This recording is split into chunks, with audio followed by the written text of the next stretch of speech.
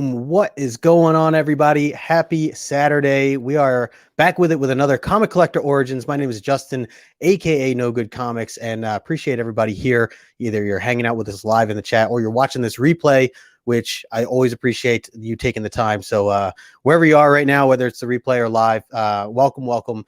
Take a moment to smash that like button. Subscribe to the channel if you are new. Welcome to the show. If you guys don't know about Comic Collector Origins, this show is all about the community. It's where I have guests on every week, every Saturday, 2 o'clock Eastern time, where I talk to somebody and ask them a little bit more about their history of how they got started, how they got into this hobby, what their origin story was, their first appearance at a Comic-Con, at an LCS, all these other fun things. And this has just been tremendous. So this is episode 41 of Comic Collector Origins. And it's pretty crazy because I think let's see, today is May 8th. 2 days from now will be a full year for me on YouTube, which is crazy. And then shortly after that, I started this show. So a couple months into that. So really excited to kind of hit some of these milestones and all the different people I've been meeting along the way. And I know I say this every week, but the guests that I've been able to get to know and meet and hang out with on this show has just been incredible, to where I've developed these friendships that last a lifetime. So it's really been something special. And I hope that the information that I bring and the information that my guests bring can help you guys in some way, shape, or form, whether you're just approaching this hobby for the first time or you're just getting into the community side of things, because I know there are a lot of new people coming into this hobby just in general. And much like a lot of us who have shared this, we don't know about this community. We didn't know that this existed up until, social media, people started getting more on Instagram, on YouTube, and just realizing that there's these great communities of passionate people that are passionate about comic books. And it's really been incredible. So this has been an incredible journey for me, and I just appreciate everybody who supported me along the way, and of course all my guests and everybody that's been hanging out in each and every chat. So with all that being said, I'm really excited because my guest today is somebody who we've been talking for a long time. I've been trying to line something up for a while, just to collaborate. Technically, this is his second time on my channel. And I was just recently over on his channel with his crew. And but this is like the official kickoff to, with Comic Collector Origins, and really a focus on learning a little bit more about this individual. So if you've seen the thumbnail, you already know, or the title, you already know, but it is my man, Sithlordly from the Spine Tick crew. And let me bring in Sith right now. Sith, what's going on, brother? Yo! No, just kidding. We're not doing this today. No hangover today, but there might be one tomorrow. I was to say, it's early, man. It's early. Yeah, man. I appreciate you bringing me on, man. Absolutely, bro. Absolutely. Yo, I got the shirt, man. Thanks to Azor sending it. I got the Kings, I guess. I love him. Yeah, there you go. Oh, you always repping your teams. I love that, man. Yep. I know we'll talk some sports in a little bit later on. So how you doing, man? I'm doing great, bro. Saturday, getting ready for this. After this, I'm going to hit the LCS. Then it's Spine Ticks tonight. And then tomorrow, I'm a zombie. I don't know how you do it, bro. I try not to do any daytime streams, but you've now got me on 2. I know. Right? And it's still before noon my time. So, bro, you got me like doing YouTube in the morning. Oh man, I love that. Yeah, and I sometimes I forget about that. You're on the West Coast, and a lot of, I get some of my guests here West Coast stuff, and it's not even lunchtime yet for you guys. But I appreciate you always coming on board anytime that I send you in the invite. Obviously, this won't be the last time, as we had a lot of fun last time when you jumped on with us as more of kind of a casual hangout, much like what you guys do over on the Spine Tick crew. Which, by the way, if anybody doesn't know Sithlordly or Spine Ticks, I put all the information in the description below. But and we'll get into the details. But I know Sith, you do a lot of stuff over on that channel, and you have a whole group with you that really put on an amazing show. You have tons of different segments you guys talk about. I learn a lot from you guys just from the new books that you guys are reading. I love how you're breaking that stuff down. I know you have a special guest going on in your show tonight, as that's part of your big show. Your Saturdays sound amazing, by the way. You're talking about you're hitting up the LCS. You got a beer right now. You're going. You're having the show later tonight. Like, I love it, man. Trust me, though, I pay for it, man. On Sunday, I'm ruined on Sunday. So that's why Joker, who I see in the chat, hadn't brought me on East Meets West. He knows better, right? Yeah. You're not going to get the same Sith on Sunday. Too different. You gotta change your name depending on the time of day or something. That's right. But I like that you bring the shades once in a while. I like that.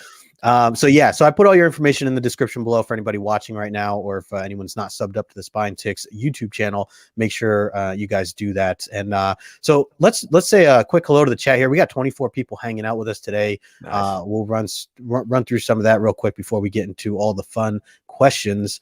We'll start off with Sheena, who was hanging out in here early, tailgating. What's going on, Sheena? Thanks for stopping by. Station. And of course, we got Travis hanging out with us as well with the Bad Batch Station, my brother. We got Brandon Comics King, who's got a really cool show coming up at 4 o'clock today, just a little after us. So you guys make sure to head over to Comics Kings. He's talking to Marcus 2, the art or the creator from one of the Excalibur books that's been coming out. So appreciate you for that. He says, "What's up, y'all? Question: What is the dream team X-Men basketball squad?" Oh man, that's I'd have to put some thought into that, man. I'd have to put in some thought, but love the questions. Let's see. We got pulling double duty here, Sith. I love it. Let's see. We got my man David in the house. What's going on? He's here to troll you, bro. Yeah, I love it. Bring it on, bro. Hallmark. David's there you go. David's a good guy, man. Always appreciate the support and hanging out in the chat and everything. Oh, we got some Team Nerd Herd in the house. My man Ian, Hoodrat Comics, hanging out with us. Appreciate you, bro. We got Fuzzy Dunlop in the house over from across seas. Yeah. So appreciate you, Fuzzy. Thanks for stopping in. We got my man Matt Woods also hanging out, who I know he was a guest at one point with you guys as well. A few times, yeah. Yeah, very cool. Good to see you, Matt. He says, I'm driving at the moment, but looking forward to the show. Appreciate you stopping in, man. Be safe. And if anything, you can catch the replay. Station Eric Durant's my man with the mean mustache. I can grow that, by the way. I have had that mustache from time to time. It throws people off, man. Changes my whole look. I technically had one for a little bit during the beginning of this pandemic when I was just kind of letting it grow out, but mine was more just like this caterpillar. It didn't really work out too well. We got my man Paul Morris. PJ, what's going on, brother? Saw you just hit up a shop recently. Good to see you. Desired Comics, we were just talking about you a little bit behind stage. Nigel, thanks for stopping in, man. Let's see, just gonna run through a couple others here. Michael Sove Collector hanging out with us today. Thanks for stopping in as well. We got Real Rude 6 in the house. Thanks for hanging out with us. You guys make sure you hit that thumbs up on your way in or on your way out. There's Joker, as you just mentioned. What's up, Joker? Caught you earlier this morning doing the coffee talk with Biggie. Always some good conversations that go on over there. Flash by Night Station, my friend Station. We got Comic Book Cuber. Good to see you as well. Louis Logix hanging out with me last night when I was with Copy 801. We had a premiered video, and Louis was in the chat hanging with us. So appreciate you, man. There's Morbius hanging out. He's all the way down in Texas right now. He's been doing some traveling. What, buying comics, raiding somebody's LCS. Yeah, he's going. Yeah, exactly. IG Comics. Oh my gosh. Yeah. Good to see you, man. Thanks for stopping in. Safe travels on your way back.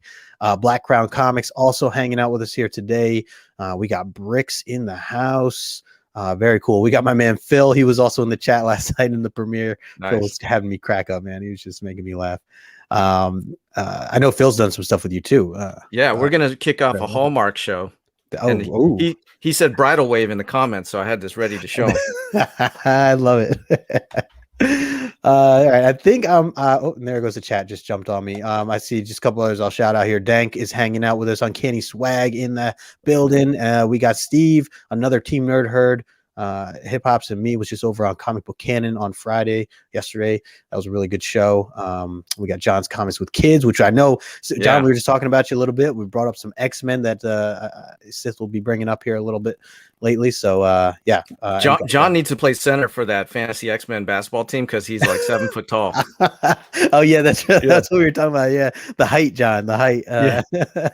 I never would have guessed because you're always sitting on the couch or something on your streams, you know. All right, so I think I got through everybody. Marvin, Station, what's going on? But guys, feel free, anybody in the chat, if you have questions for Sith, throw them in there. Sith, I'll throw some up from time to time. Feel free to interact with anything that you see, or if there's something I missed, feel free to kind of call that out as well. But let's dive into this. Let's get started. I'm by the way, 31 people. Appreciate all you guys. Appreciate you. Yeah, hit that thumbs up. Make sure you're following Sith and the Spine Tick crew over there.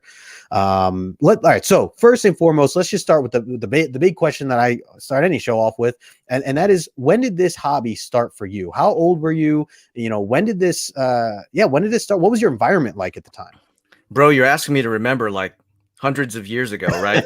I mean, I think I was about 10. That's my earliest memory Oh man. was getting into comics around G.I. Joe #1, #2, right? So that was 1982. Yeah.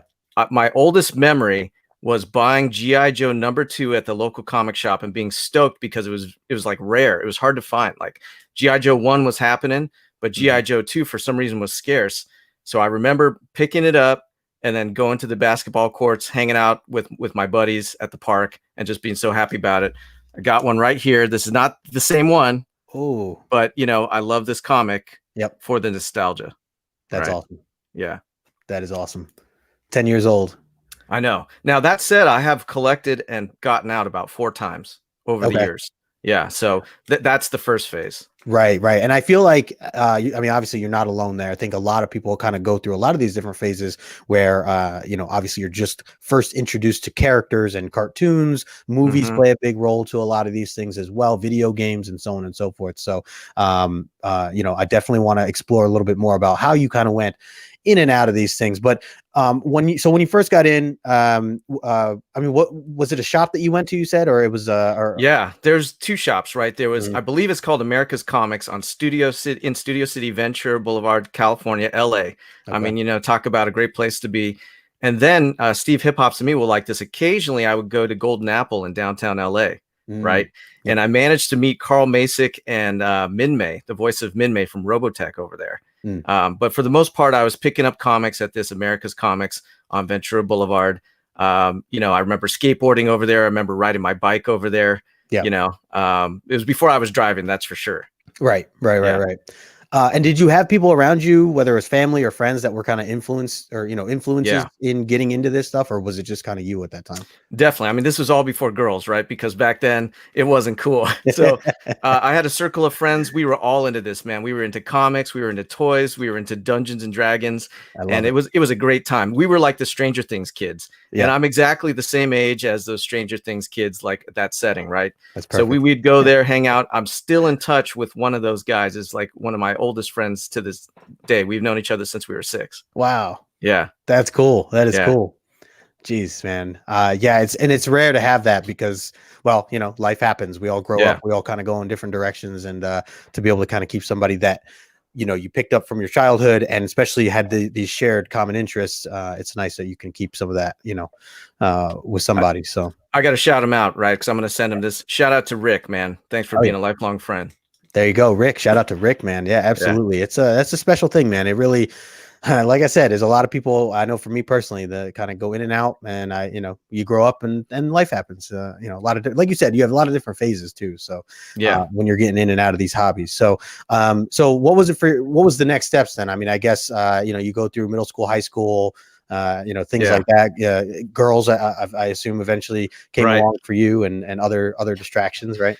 That's why, Joey does comics and his crew Yeah. of youngsters. I always tell him, hey, man, don't do what I did. Don't sell all your comics for dating money, right? Hold on to this thing. And especially now, it's more accepted, right? I mean, ladies love the hobby too. Yeah. But, I remember collecting from, say, up until 1986, right? Okay. And then I got out because that was about the time I was driving and, getting further in high school, partying and all that. So Mhm. to this day, I still have this big time Bronze Age nostalgia of wanting to collect up until 1986 for books, Okay. right? Yeah. But I got out and then I got back in the mid 90s, right? Mhm. And it was all X-Men to start. Yep. And I mean, I got everything, right? I always go through a pattern whenever I come back to the hobby. X-Men 94, Giant Size X-Men, Hulk 181, every Yeah. time, right? And I bought like the whole run of Uncanny, right? I got, the other X-Men series that came out, Excalibur, X-Force, the whole thing. Yeah. And I rode that until probably the early 2000s, and then I got out again, right? So that was the second time, and I sold everything. Whoever bought, my Hulk 181 Raw, my Giants, they made a They killing made out. now. Yeah, for sure. Yeah. Well, I mean, even there, I'm sure you're not alone. It's Yeah, who would we have all have thought, those stories, right? Right, Exactly. right. Who would have thought that these things were blown, especially this past 3-4 months or a year. Yeah, But that, yeah. So it's interesting, as you're talking about these different waves of going in and out, and you had to rebuy some of the collection and things like always. that. So yeah. So I mean, would you say you've for some of these big books that you just named, like, Yeah. Giant Size X-Men 1, or even just any of these X-Men books, especially, is it safe to say you've rebought these books several times then? Several times, bro, and not always does it have a happy ending. Right. When you're ready for it, I'll give you the tragedy that befell me that has now been rectified with those big books when you buy them raw, right? But Oh, I have, no. I have bought and sold them several times. Yeah. And when I guess your most recent time getting back into the hobby, when was that for you? In these past couple of years or so. I met Lady Sith, around 2014, Okay. and she worked at Hot Topic. She was all into nerd culture. We started, dating. We went to see Guardians of the Galaxy, and she loved Marvel and all of that stuff. Like Lady Sith truly loves the hobby like I do. Yeah. And so I was like, man, I need to get back into comics, right? It had been probably a good 9 years or something. Yeah. So of course, the first thing you do is, go buy Giant Size X-Men, Hulk 181, X-Men 94 to kick it off, right? Right. So it was about that time, 2014, that I decided to get back in. And then, I have memories of buying Hulk 181 on eBay in the airport in Reno as I was, flying back to LA. I remember, getting She-Hulk #1 and taking it with me to San Francisco on a business trip. So I went full on in 2014. But funny story is that I decided, I accumulated all this stuff real quick and I was like, what am I doing? And I put up a few on Craigslist and TiVo answered, right? Oh, yeah. Lords of the Long Box. So we met up at an LCS and he took a look at my X-Men 94 and he said, okay, I'm going to buy this from you, but I don't want you to quit. And he said, you need to join Instagram. There's a whole community of comic collectors over there. He was just starting with Lords of the Long Box. I think it was like Lords of the Round Table back then. wow. And so basically I ended up selling him my X-Men 94 and got a lot of advice from him. That's why I call him Uncle TiVo. Right. And I'm only in this community on Instagram because of him, because I put an ad out on Craigslist and I met TiVo, right? So, he did buy my X-Men 94. And then of course I had to buy that back again later.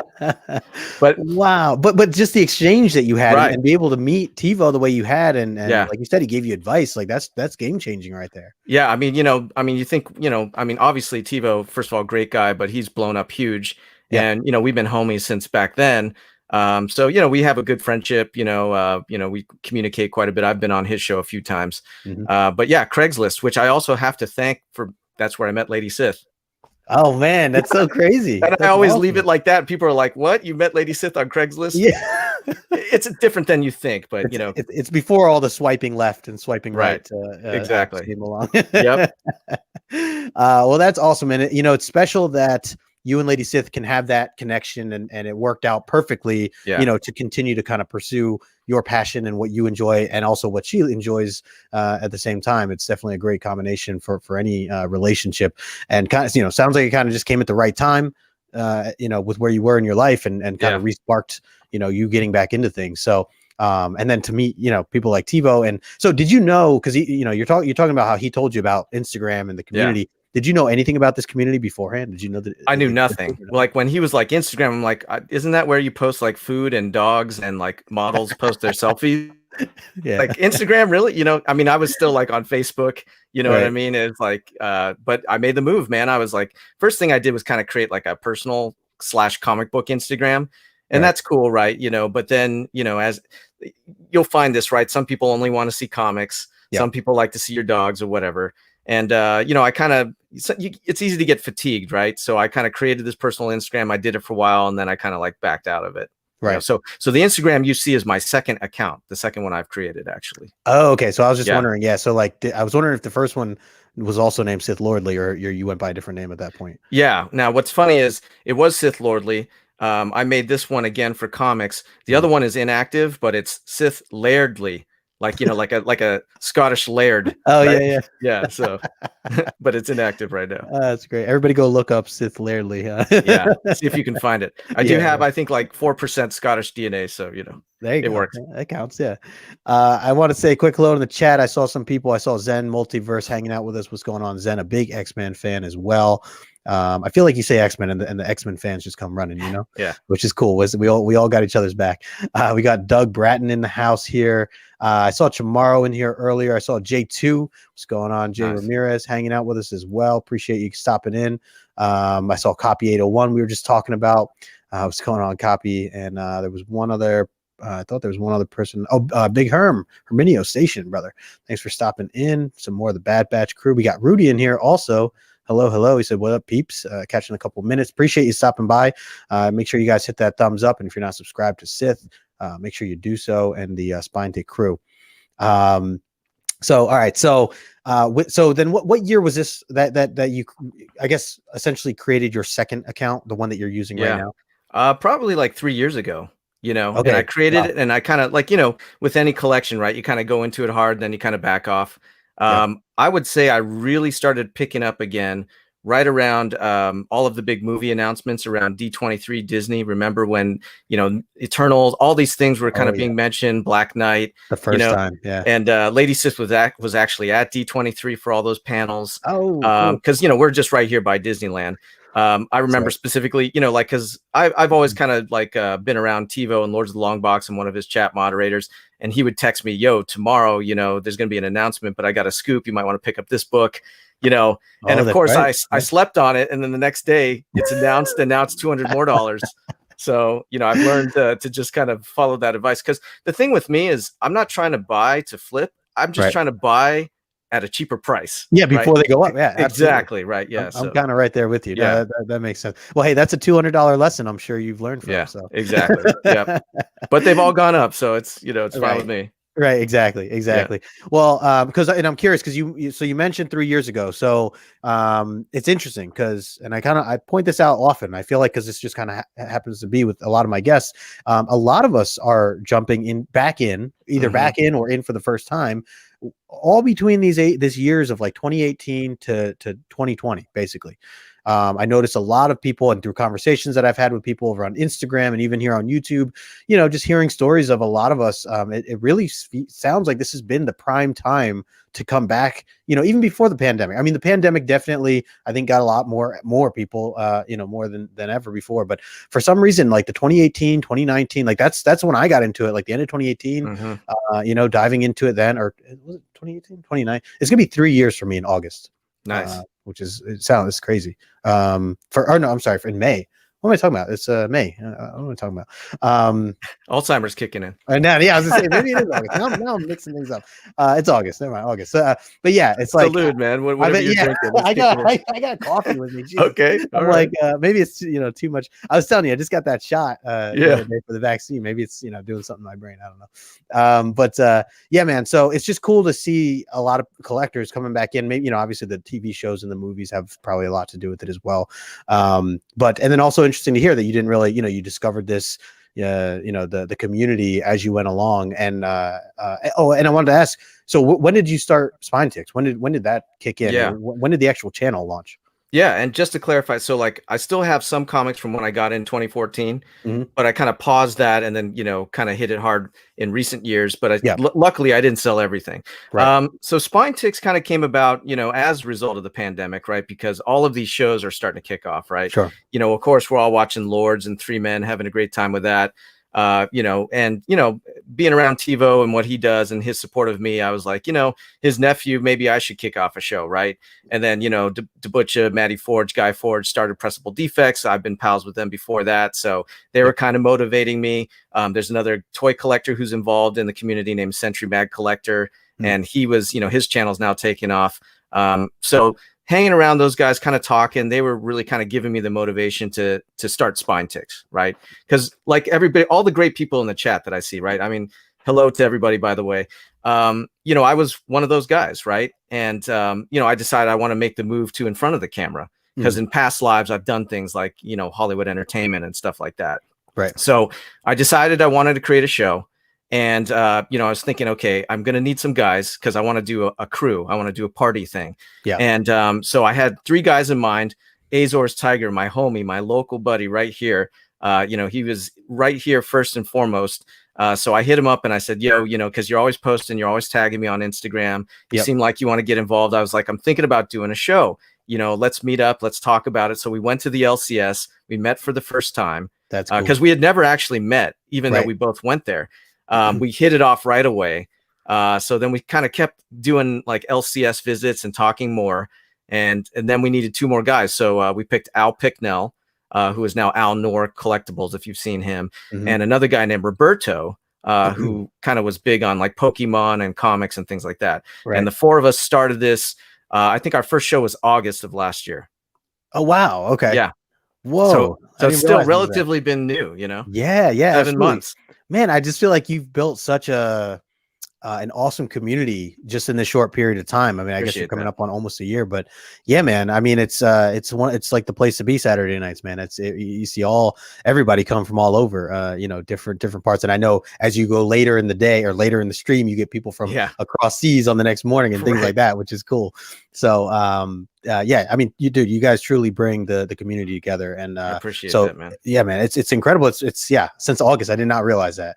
And also I was wondering about you and Azores, because Yeah. I feel like I thought like you guys like were friends since like middle school. Like the way you guys are together just seems so natural, and Yeah. obviously you guys are good friends, but I just thought you guys knew each other much longer than that, which is it's cool to find out. Yeah, we click. I mean, like we still hang out, we do stuff, Mhm. outside of the show. But it's funny because the show, we chose Saturday night at 8 p.m. Pacific because it didn't conflict with anybody else, Sure. right? Because, like with so many shows, you try not to run over other people, right? I don't want, Right. I don't want to run over 3 men or Pressable or whatever. So Sure. and then Cholula, if you know Cholula and AG Surfer, Tat Comics, those guys, they had a show on Saturday. So we were trying to do like a 1-2 punch, kind of like you guys do on Thursdays, right? Mhm. So Right. but our show was only 1 hour to start, right? Oh man. And then it's now turned into this 7-hour affair. We were kind of a very family-friendly show, hi, here's my comic, I'm Yeah, Sithlordly. And then like as we started getting like Debutcha and Guy and Matt and Roger and people like that on the show, started going off the rails, right? You add alcohol, we're starting to make clips of people, yeah. it just turned into a hangout show. But yeah, Spine Ticks to me is all about the community. Like my Yeah. number one mandate is to make sure the community's having fun with our show more than anything else. 100%, man. And I totally get those vibes, because it's Cool. yeah, it's not about the analytics, it's not about subscriptions or anything like that. You guys are literally here to talk your passion and to do it with people Yeah. that you care about and that share the same passion. So and that's what this is all about. This whole hobby for me, too, is just be able to share those experiences with people and have these good memories. And obviously you guys have so many great moments, and like you're capturing a lot of these on different clips and things like that to look back at. It's like, it's a lot of fun, gives you a lot of good memories to always keep with you. And so that's awesome. It's really cool what you're putting together. And I got to shout out to East Meets West, Joker, Gomez, King, all the Doom, all those guys, came on, and you can watch our shows if you go back and see the progression of when they start going off the rails more. Yeah. And the East Meets West show where they took over Spine Ticks was a pinnacle show where it just kind of went nuts. And then we had Thorough on shortly after, and he played that Roth card game of his that's very adult. That's when I learned you have to start age restricting the stream, right? Because it can get out of hand otherwise. It can get out of hand, yeah, but a lot of fun. That's awesome. I wanted to highlight here from earlier, a few minutes ago, Copy put up, have you asked Sith about his love for Nickelback and Hallmark movies? We have not got to those details yet, Copy. We will hit on that, I'm sure. For sure. And quick hello to Comics Are Great Station, brother. Yo. Thanks for stopping in. Appreciate you. And I saw Slim in here before, just flipping through some of these past ones. There's Azores. What's going on, Eric? Eric got the t-shirt, brother. Thanks again, man. Appreciate that. We got Nick in here. Station, what's going on, Nick? Sorry if I'm missing anybody. Just Swaggle House.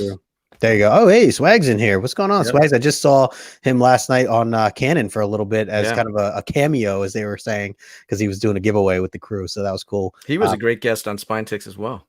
Oh, you had him on? Oh, I didn't see that one. That's awesome. That's very cool. Yeah. And I do want to mention too, right? There's a lot of guys in the chat who had their first appearance on YouTube on Spine Ticks, like Copy, Nigel, Desired Comics. Funny stories about both those guys too. But like we try and get folks who want to launch into YouTube on Spine Ticks, a nice, great, hang out with 10 other people, right? And then, just try it out. And if you like it, now people are launching their own shows. It's great. I love that, man. Giving them the courage to, it is a nice way to kind of start out. It's not all focused on you per se. You're hanging out with friends, and you almost forget the camera's on. Like you're just hanging out with friends. So exactly, I think that's the best part. We got Bearded Comic Bro in the house. What's going on, brother? Station. So yeah. So let's talk a little bit about just some. Oh, actually, before I get into the book stuff, Let me ask you a little bit about Comic Cons. Yeah. Before the pandemic and all this stuff, were you big on Comic Cons, or have you been to any? Or I guess if Yeah. you can recall, what was your earliest time going to a Comic Con? What was that like? The earliest one was Comic Con in San Diego. It was probably like the year 2000 or something like that. Oh wow, okay. And I just remember like going there and there were just so many people. I was like fatigued from like, cause San Diego is not too far from LA, right? Yeah. So, it was about like an hour and a half drive. And then just all the people to hang out all day long. I remember coming back and I was just wore out, right? That was probably my first con. Then in LA, we have the Shrine Auditorium where they would run awesome like weekend comic shows. So I go there with a backpack and I was buying like Avengers comics in the 100s to 200s all day long, right? Just stacking up and I was doing all of that in LA probably in the early 2000s. As of late, Lady Sith and I became WonderCon goers, right? Okay. I love WonderCon here in Anaheim because first of all, it's by everything we love: Disneyland, Honda Center, Angel Stadium. It's great vibe and it's small, right? So we would just go like on a Sunday. There's less people. We still get all the content. I went one year as Harry Potter, right? I had like all my hair down. I had the glasses, a robe. I made a dope kind of half Asian Harry Potter for sure. I love it. We got to see pictures of that sometime. I know, man. Yeah. Mike the Big To Do. You've probably seen him in the community, right? Comics, Tunes, and Toys. He was there. We got photos of that. In fact, I bought my Hulk 181, this one right here, at WonderCon, the last one that we were able to have, right? From Reese's Rare Comics. Oh yeah, I know Reese's. So TiVo brokered a deal for me, and I was able to get this from him. Wow, very nice. 4.0, beautiful. Yeah, so beautiful. A special book there, man. Jeez. Yeah. So WonderCon, I love WonderCon. Yeah, that's dope, man. That is dope. Yeah, I'm always curious to hear people's kind of entrance into or starting, how they started out with going to certain Comic Cons, if they ever. I've had some guests who either haven't gone before or they've only gone to one or two, so it's always kind of an interesting story to hear the backgrounds of how you got started with that. Obviously, it's going to be crazy when cons like truly come back, right? Like just think about like even more so now, all the different people all the different people you've met through YouTube, through Instagram, through all these hangouts, DMing people left and right. Like you're just gonna walk in, like everyone's just gonna know everybody. I think it's gonna be a blast. What I'm really stoked about, because you got Hood Rat and you got Steve Hip Hops and me in here, right? They're holding down San Diego, and Hip Hops is just a little bit north of me. My West Coast homies, man, just to and like Team Nerd Herd and Spine Ticks are like, we're like affiliated, totally. Hood Rat was, I think, like our second guest ever or something like that, so we're great friends with them, and just can't wait to roll at cons representing Spine Ticks and seeing everybody's shirts out there. You got to get a shirt, and then we could just hang out with everybody. I'm repping this one, man. But you got the no good, you got to my shirt. You gotta get your shirt. Something's in the works. All right. But yeah, dude, no, you're right. It's gonna be insane. And I was even thinking, like, I know I've talked about this on previous shows too, but like when we all go out, even after the con, like the dinners or the hangout bars and we're gonna be you're basically gonna have a live version of your show. Oh man, when it's a Saturday night at the end of a Comic Con, no matter how big or small the con is, people are gonna be hitting them. And I booked tickets just last week to my first one is coming up at the end of July for Terrificon over in Connecticut. That's awesome, bro. But I don't have an off switch, so that could be dangerous, right? I always used to say, thank God there was no YouTube when I was a kid, but now I'm an adult doing stupid things on YouTube, bro. Like, I mean, I get wild, and we have those. If we got those parties, you pair me with someone like the Butcher or something. I don't know if that's going to be safe to stream. Oh man, might have to let me confiscate all your phones. Oh my God. Well, at least you would do an in-person one where you guys wouldn't have to stream. We just hang out, and then you guys, what happens at that time stays at that time, kind of thing, There you go. I love that, man. Absolutely love that. Got some awesome comments in here. He said we got some Spine Ticks Wednesday program content planning in the works from Desired, mentioning that. Good stuff there. I saw a copy earlier saying that's why whenever you have a milestone, I have to give some kick-ass giveaways, man. Gotta show appreciation. Just talking about when you guys first kind of launched and having him as a guest. It says I can't wait for the hangouts at the cons are going to be awesome. Bearded, totally agree. Marvin as well. He's going to be over at Terrific Con. I just picked up his book Yeah. actually. He's going to be on it's in the mail. Spine Ticks in 2 weeks. Oh, nice. Good Yeah, I stuff. had picked up his book before I even knew Marvin, right? Oh, that's sweet. You know, because I've been all into the indies, buying the #1, so I picked up his book, and then we got in touch somehow on Instagram, and so he'll be hopping on. Oh man, that's dope. That is dope. Yeah, Marvin's a good guy. Copy. So Copy's gonna be there. That's awesome, man. Yeah, I'll be there. I see Sove's gonna be there for a little while. It's gonna be crazy, man. And you're gonna have to, as things get safer and you have the ability to travel over on the East Coast, man, you're gonna have to hit up some East Coast cons. Believe me, I'll be over on your side too, for sure.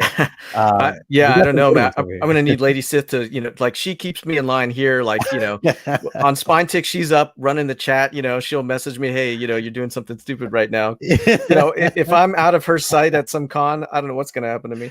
Yeah. Oh God, we're gonna have to have a chaperone for you or somebody. Yeah, seriously. Pass the responsibility on to somebody else. Right. Just gonna be some random person in the corner at all times. Like, I need a handler following you. Yeah. You're like, oh, he's just making sure I'm good. He's my PR guy. 50 of us hanging out. It's gonna be ridiculous. It's gonna be, I don't even know. So all right, so we talked a little bit about that. Let's talk a little bit about you showed a couple books. Do you have some books with you that mean something special to you or may have some story? It doesn't necessarily have to be of value, but if it does, that's great too. But anything that you want to share here? Well, let's see. I showed the GI Joe 2. I showed Hulk 181. Mm-hmm. Behind me, we got Giant Size X-Men and Clone Wars, right? Oh, yeah. So Big I got to display those. What is that grade for the X-Men? That's a 5.5. 5.5. Very nice. Funny story about that. So when I bought X-Men 4, Giant Size X-Men, and Hulk 181, I bought them all raw on eBay. Well, guess what? My Hulk 181 came back restored purple label because someone had taken the same era cover and put it on my, I guess, coverless Hulk 181. Right? It looked really good. I sent it in, cleaned and pressed it. Imagine getting a Hulk 181 back restored. That'll ruin your day. Oh my God. For that reason, right, finally getting one that's not restored means a lot. And then my X-Men 94, not this one, but one before it, came back restored color touch. Right. Oh my God. So I submitted the triumvirate of X-Men books, and the only one not to come back restored was that Giant Size X-Men up there. Yeah. And I was most worried about that because the staples were kind of in an odd place. Right. So I was like looking at Google images all over, like, are these staples meant to be there? Is this normal? Yeah. Right. So thank God that one came back fine. But I would say those books, we got, this, we got, this. I know you said don't show too many. So you're good. Yeah. You're good. Yeah. I got a stack there. I would say right now, Afra. I'm Afra crazy, bro. Oh, I feel like, first of all, I like this character. I love Star Wars, but this, in my opinion, right. And I'm not giving advice, but I feel like this book is undervalued at under 500 books. Imagine when she hits live action. Yeah. Or there's a casting announcement, Chloe Bennett. Yep. This thing's going to take off. So I'm just glad to have it because I don't want to pay like $1,000 for this book, Yeah, no, you're spot on with that. I think that's it's only a matter of time, I feel like. And these X-Men books. Yeah. I'll give you this one right here. So this will be the last one. I've always loved this cover. Yeah. Right. And I always wanted this book. Well, during the pandemic, my stock investing got really good. And I cashed out a lot of oil stocks before they dropped. And I turned that into this. Very nice. Lady Sith loves this because of the first appearance of Scarlet Witch. She loves WandaVision, so do I. But like this is kind of like more her book, right, than mine. So I love that, man. I love it. Yeah. And was that White Pages too? White Pages, bro. Very nice. Very nice. You got some love in the chat here. Some people highlighting some stuff here. The Dr. Afra issue will explode one day. Comics Are Great says, I can, and it's already exploded to some degree and probably just continuing from there. And I do feel that way about a lot of the X-Men books too, since they haven't even hit the big screen yet. I'll buy that restored Hulk 181. So there you go. Desired. The thing about that, right? I didn't want to screw anybody else with that restored Hulk. So I left the purple label on and I sold that for cheap. Right. Now that book, I'm sure restored is like, quadrupled. But, I didn't want to like crack it and try and pass it off to someone else. So, I took a big loss on that. I even contacted the guy who sold it to me 2 years later. Oh, you did? I'm like, yo, bro, just so you know, that comic came back restored. And he was like, oh my gosh, do you want me to pay half? I'm like, look, it's my fault for not grading it sooner, just so you know, in case someone sold it to you. Sure. That's a good call. That's a good call. Yeah. Yeah, I mean, I definitely heard some, there's some nightmare stories, and it's good that you share that stuff because, for us to learn from, and people who might be, looking into doing things like that, Yeah. or sending into CGC, these are very real and possible things if you don't, either do it right or look at certain things the right way, and, good learning experiences for sure. Unfortunately, you had to go through Yeah. it, but Well, that kind of dampened my collecting for a while, right? That's yeah, I bet. part of the reason I paused recently. And yeah, I see Climbing Comics in the chat. Thanks, bro. I appreciate that. Alan, what's going on, brother? Yeah, man. So, hey, yeah, these things happen. These things happen. Yeah. But you're doing well, man. You're doing well. You got some great Thanks. books behind you. Collection is growing more and more. And other than some of these big books, I wanted to ask you, like, I know you are very into reading your comics. You are Yeah. very into really breaking down stories. You guys have a whole segment on some of your shows that you do, Right. where you're exploring a lot, especially these indie books. Yeah. Give me 4 or 5 titles right now that you're either currently reading or that you would recommend to somebody that maybe they don't quite know about. Well, like you said, man, I'm reading everything. I would say right now, like ENIAC by Bad Idea, Oh man, Tankers by Bad Idea, Stray Dogs, fantastic read. I mean, I would say those 3 right there come to mind immediately as top books that I'm into. Nuclear Family on Aftershock. I got to give a big shout out to Aftershock because not only do I think Aftershock is putting out great comics, but their social media etiquette is amazing. They interact with you on Instagram. They have a YouTube channel. Like they welcome us back. Hey, Spine Ticks. Hey, I know it's you again.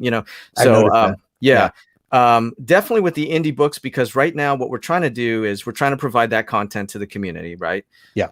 And then also I feel like we have a big opportunity to get guys like Marvin, right, on the show to talk about his book. Whenever you want me to, I'll show the book tonight that we're going to bring the writer on. But it's important with those indie books to first get those books recognized, get those creators, the writers, artists recognized so they can make more. And, like, of course, DC, Marvel, I love those books too, but, I'm not getting any of those people on the show anytime soon, right?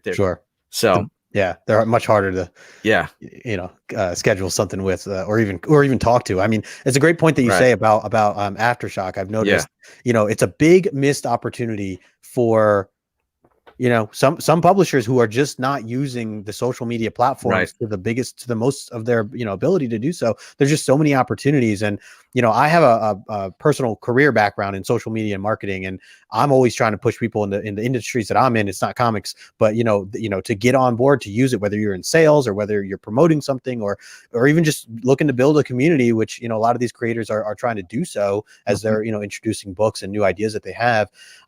It is a missed opportunity if you're not on it. And I think that Aftershock is a publisher who's doing really well with that right now. Boom Studios is another one. You're just seeing more and more people that are very active on that. So I agree. And I also agree with what you said about Aftershock. I just posted a top 10 video recently, and literally I think like almost half of the books were Aftershock, and like my top 3 were Aftershock out of the 10. It's like I've been loving everything they're doing. Well, if I could expound for a moment, right? So first of all, shout out to Nigel Desired Comics, because I believe, right, didn't he have a social media etiquette like a conversation with you guys, you Morbius, and we're gonna have one. It's not up yet, but we're planning it. Yeah. With me, I mean, it's kind of like the way I use social media. I don't care if you have 1 follower. You follow me, I will follow you back. Of course, it's got to be content that we both enjoy, right? Sure. I don't do the follow for follow. Right. But I mean, I think everybody here in the chat, and I know just about all of them, will tell you I interact with them. You know what I mean? I like their posts, I comment, and I think it should be a 2-way street, right? Totally. That like if I see somebody that's got 3,000 follows, but they're only following 100 people, I don't even bother, because it's kind of like, you know what I mean? That's not going to be a 2-way street. And I take the same approach with writers and publishers. It's kind of like, I'm not trying to be an interview show. Right. If a publisher or a writer doesn't interact with me, I don't really need them on the show, because I'm the MC, right? I got to have chemistry. I got to talk to them. Sure. And if it's kind of just one way, like I don't fanboy. I used to work in entertainment, right? I got gold records behind me, as you could see. Yeah. Like I respect what everybody does, but I don't like, worship anybody. Right. So it's got to be a 2-way street. You want me to talk about your book? Let's have a conversation. Let's interact. Let's help each other and help the community is the bottom line. Absolutely. The hashtag grow together. I feel like that's well said, man. And thanks, man. It's, you bring up I know you have that music background, the music history, and it is very interesting to kind of, the more and more I get into this hobby, the more and more I recognize and see how similar so many other hobbies are and industries are, such as, you know, the music industry. I know Morbius and we had his friend K Crash on as a guest like 2 months ago, but a lot of his comparisons and explanations for a lot of the different market stuff we were talking about, he also was comparing to like the underground rap game and how it was versus commercial, and how that is with like these indie books versus the, you know, some of the higher, you know, the big two and things like that, and the different rep that people, you know, look how people look at these different platforms and stuff. So it's just interesting that these all tie together, and it's cool that you can use your experience that you've had from your career and things like that to kind of also apply to what you're doing here. So appreciate that. Yeah, absolutely. And to furthermore add on what you were saying to the whole follow for follow thing, like or being able to, you know, connect with each other and really help bring each other up. I'm on board with that. And like you said, yeah, like you do have to you know, it has to make sense. Obviously, you know, a random industry, another industry trying to follow you, you know, you might not follow them back if it's not comic book related or something, you know, about this. But for anybody who is into the same passions as you are and is looking to just talk more about it, you obviously, I encourage that too, to kind of engage back with them, leave comments, you know, write comments back, and so on and so forth, you know, messaging and all that stuff. So I see, you know, a couple other people, Travis saying, I commented on a post from Sithlordly and he messaged me. So yeah, he keeps up with the interactions with people awesomely. Boom. There you go. Appreciate you, Travis. Heck yeah. So I love that. I think you made some really great points there too. Just Thanks, some man. Things that, yeah, for sure. And hopefully, you know, people are hearing this because, you know, not everybody does it. Not everybody can engage as you know, as we're kind of talking about here. But hey, I say, you know, do what you can do. But, you know, you want to be open. You want to be engaging with the community because it is what it's all about. My philosophy is there's a woman with 50,000 subs for showing cats or something. You know what I mean? It's like, keep it all in perspective. Don't get a big head, right? It's like, always be who you are and be cool with the people, right? You know, It's like, I'm thankful for everybody in the community, you know, and I love interacting with the people. So that's my main focus more than anything with Spine Ticks or what I do on Instagram, is to just, you know, have great interactions with people in the community. Yep, absolutely. Want to say a quick hello to Raging Cajun Comics in the house. What's going on, bro? Station. We also had Alex Garcia hanging out with us too. Alex, hello. And another Team Nerd Herd in the house. We got Alonzo hanging out with us. What's going on, brother? Thanks for stopping in. You guys make sure to hit that thumbs up and make sure you're following Sith if you are not familiar with this man. All right, so great books. Appreciate you dropping some of those. I am missing out on the bad idea stuff because the shops I shop at don't get those books. So I might have to start reaching out to some of you guys to grab me a copy of some of these things because I am missing out. We got you, bro. We got you. But Stray Dogs, I'm all about. My girlfriend's a big fan of it. Got her reading some comics because of that book. So, all right, so let's see what. We're, you know, coming up on the 50-minute mark here. I do want to hit you with a couple of rapid questions, but before we get into that, I got two more questions that I want to run down with you. And again, thank you everybody who's hanging out. We got 29 people, so shout out to everybody who's live here in the chat, or if you're watching the replay right now, appreciate you. There's Rated right there, GP.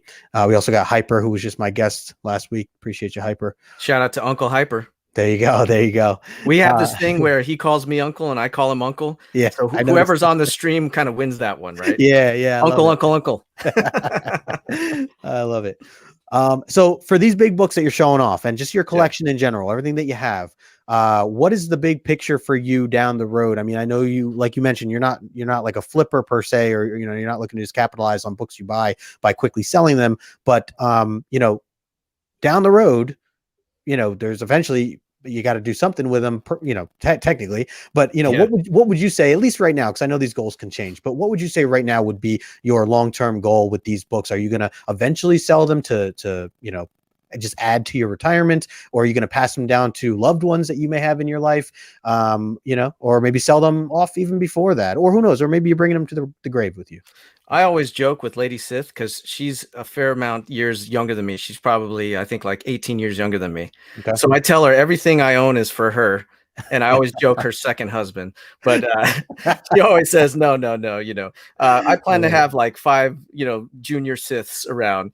So, and I'm sure, you know, I mean, our offspring, Lady Sith loves just as many nerdy things as I do. So if we're blessed to have kids, it's all going to go to them, right? I mean, you know, and nothing against anybody who wants to flip, like that's cool. Like however you want to collect, do it, right? Absolutely. I'm just not. I'm more good at hoarding than I am selling. But that being said, I do have a fair amount of fluff I need to clear out, right? My main thing is I'm just trying to get books that I really want before they pump even higher. At one time, I was trying to collect silver, every silver age, every bronze age. Now I think my goal is to just get the bronze age keys, because that was like when I was alive, right? There's some I'm missing. I'm still missing like first Punisher, first Ghost Rider, you know, first Iron Fist. There's very attainable books that I still need to get, right? I think things like X-Men 1. I mean, if you really put your mind to it, you can get it, right? You Absolutely. First of all, tonight Azores is dropping a Grail that is going to melt faces. Wow. So you want to see that. I mean, I'm talking Azores is he's gonna kill the game tonight. Oh man. I got a Grail coming in the next week or so. And I did something. I sold some stocks to get this Grail because now, first of all, shout out to stocks, right? I've done that well. I can do that because a book came up that doesn't come up too often, and I really wanted this book. So there's certain things that I'm trying to do to just kind of get the attainable stuff, right? Sure. I mean, I could, you know, do a lot more to get that X-Men 1 or Amazing Fantasy 15, right? But it's like, do I really want to do that? You know, make myself uncomfortable in other aspects of my life. So yeah, it's, you know, I have manageable goals that I'm after. That's I think the best way to put it is, you know, because we throw the word goal around a lot, but I think, you know, being realistic with your situation, with your own personal life, which obviously everybody is in a different situation. A managed goal, I think, is a well way to put it, because otherwise, and look, I know people have done it where they put themselves in kind of these uncomfortable situations in other aspects of their life, and it could ruin the hobby. You know, it can actually ruin the hobby, or it can ruin your life, depending, you know, just how big or how big you go. But you know, it's good to hear that you're managing it and you're making the decisions that you feel comfortable with, which I always try to encourage for anybody who's buying any quote unquote Grail, however expensive or inexpensive it may be. Because again, we all have our own situations. So but I think that's well said. And I am excited for some of these Grails that you're talking about, especially Azores tonight. And, you know, definitely going to be there for that one. Very exciting stuff. Let's put it this way. I made a reaction clip to Azores Grail that he's going to show. Oh, nice. And I put a lot of time into making this reaction clip that I'm going to play after. I think the clip matches what he's going to show. Oh, so, that's amazing. That's amazing. I love it. So I wanted to highlight here, Comics Are Great says, "Hey Sith, great show that you and Azores put out on a weekly basis. Keep up spreading the love of the comic community and building your collection." Well said there. Appreciate Comics that. Are great. Yeah, absolutely. Let's see. There's something else I wanted to highlight real quick. Alonzo saying, "Can't wait to see the Grail." He's talking about Turok 1 copy. There you go. Right. You got your short term and long term. And these goals change, you know, like we all know that, right? So you got to adjust year to year, month to month, sometimes week to week, depending on what you're trying to do or what happens in your life. So that's for sure something that you want to be able to adjust. Now only if I could stick to my goals. It's tough to tough to do that from time to time. So one last question before we get into some of the fun. Well, this is already fun, but some other fun stuff that might not necessarily be comic book related. But for this aspect of the conversation, I always like to bring up this segment of really helping out those who are still approaching this hobby from a newer standpoint in their life, whether they just got into it or they've only been 6 months into it, or they're on the fence of even diving into it. Maybe they're just kind of on the outskirts and looking in right now and you know, kind of exploring and seeing what other people are posting and sharing on YouTube and Instagram. And they're not sure if they want to get into the hobby or not. Because I will say this is definitely, it can come off as an intimidating hobby, depending who you follow and what you're looking at. But it also can be a very rewarding and fun hobby as well. Again, depending, you know, who your circles are and who you surround yourself with. So if you had one piece of advice for someone new to collecting or newish, and I know that can be a lot of different things, but any one thing that comes to mind, what would you give that person as a piece of advice? I got two things. One, don't give into the FOMO. You know what I mean? That can be very dangerous. And that is going to change, you know, week to week, month to month. And especially in this easy mode with the pandemic of just buying things online, right? I mean, you don't want to put yourself in debt. It's not worth it. So definitely don't give into FOMO. Collect what you like, how you like, right? And just kind of do it that way. Number two, get involved in the community, right? We're all here. We're all part of this community. Really impressed, Justin, like the circle that you have that, I'm part of as well. I've gotten to know a lot of guys, like Travis and, like Sheena and, folks like this that you've been a part of. And, I've got some folks maybe you've kind of gotten to know better. So definitely get involved in the Instagram and YouTube community. I mean, these are my friends, right? I mean, even more than some like real life friends, right? I'm talking to all of you every day and I love it. It's just such a great time. So I think that is well said. Both points that you're making here, because they are both very true. I see some people in the chat here reacting to the FOMO is very dangerous and expensive if you let it get the best of you. I totally agree. And then on the flip side, as you mentioned, the community here, Brick saying dope community, 100%. I encourage anybody who's like, if they're like, hey, I'm looking into like, starting to read comics and looking at all that stuff, like what would you suggest? That too is like one of my things where I'm like, well, first just start seeing what, go follow some people, because there's an amazing community out there. And for me personally, it has made the hobby just that much better. I feel like, than to be doing this on my own and to not have these amazing conversations. Like you said, we're all getting to know each other on different levels. And it's really cool because you meet some true friends. I mean, these are like lifelong friends that you're now meeting. And obviously Sith, like, when I'm on the West Coast, if I ever run into you, and obviously you'll know, hang out, a heads up, but yeah, right. If I ever see you in the streets or whatever, I'm just gonna be like, dude, what's going on, man? Like, I'm not gonna be afraid to like walk up to you or anything. Never, man. I'll give you a big hug and we're gonna hit all the LCSs, bro. Oh, dude, I just thought about, I should have uploaded the my clip of you when I pretend to call you. Yeah, that was awesome. I gotta make that a clip later. But anyways, yeah, so spot on. I think that's great. And again, I like to kind of throw some of this stuff out there because the other thing too, with people that are newer getting into the hobby, they don't want to share that necessarily out of if they're embarrassed or whatever the case may be. So I like to be able to have these open conversations and bring these types of information up so that they don't necessarily, have to feel uncomfortable in asking certain questions. So I think that is all well said. And guys, make sure if you have any questions for myself or Sithlordly or anybody in the chat, don't hold back. Reach out to us. We're always down to talk comics or any questions you may have about this hobby. So awesome stuff. This has been awesome. We got 31 people hanging out with us still. Awesome. I know we're about to hit this hour mark, but I want to get into some rapid questions with you.